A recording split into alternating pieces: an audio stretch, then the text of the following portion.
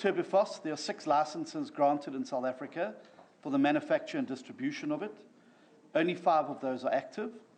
They are all under strict supervision and strict licensing obligations and strict supply chain management conditions. The Department of Agriculture has inspectors in each of the 9 provinces that conduct inspections on the supply chain, from shops and agricultural co-ops that are authorised to sell it, to make sure that it is being properly sold and distributed to the right people.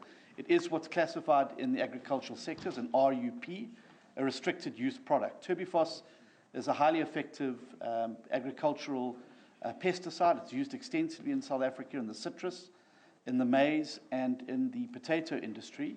And it's precisely because it is so effective that you've seen an abuse of it now being utilized at a residential or civilian use.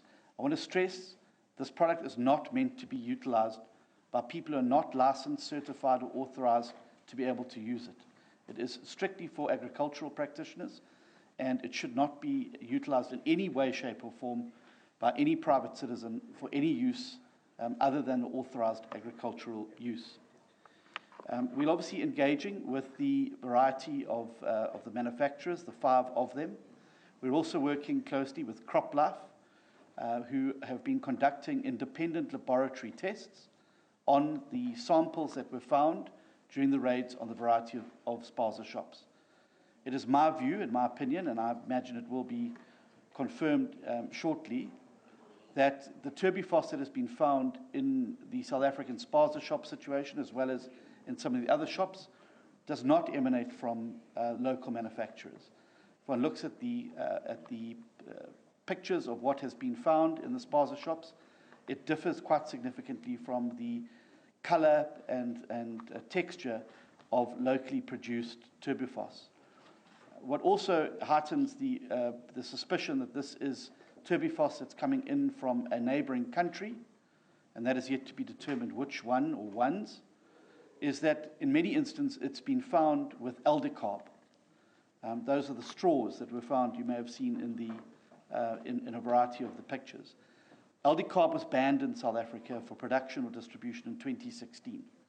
So the fact that aldicarb is now being found together with the Turboforce in these inspections is a very clear indication that there is a high likelihood that the Turboforce that's being found in these instances is coming from external sources to South Africa.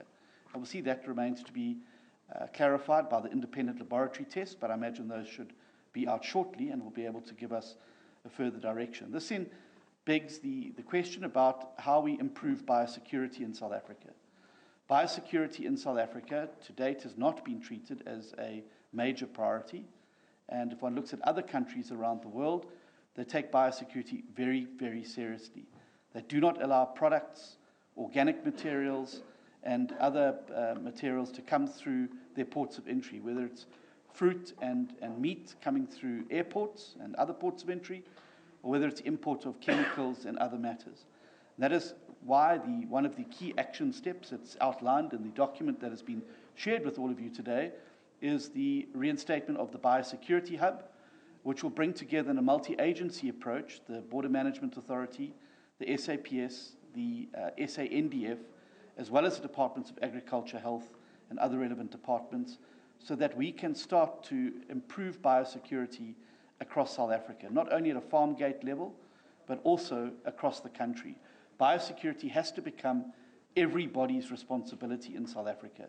Lapses in biosecurity, as we've seen, and the inability to deal with some of the biosecurity concerns have caused significant harm to our economy. Foot and mouth outbreaks, citrus black spot, and other issues significantly impair our ability to be able to sell agricultural goods into other markets around the world.